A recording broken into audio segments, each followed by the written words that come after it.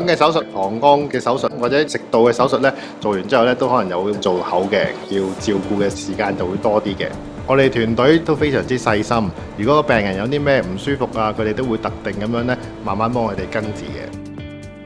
我想大家護理個技術做得精準啲，所以我就訓練超聲波呢個技術應用喺傷口同埋造口上邊。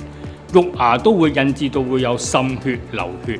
我哋用縫線結紮，希望佢自己能夠脫落，呢個都係好創新嘅方法嚟嘅。微小嘅黏膜嘅缺損問題，其實用肉眼好難去分辨到出嚟究竟係乜嘢。我哋做咗一個熒光嘅檢查，可以睇到一個造口黏膜上嘅問題發生，可以更加有效地俾咗一個正確嘅處理方法，令到有黏膜滲血嘅問題大大咁樣減少。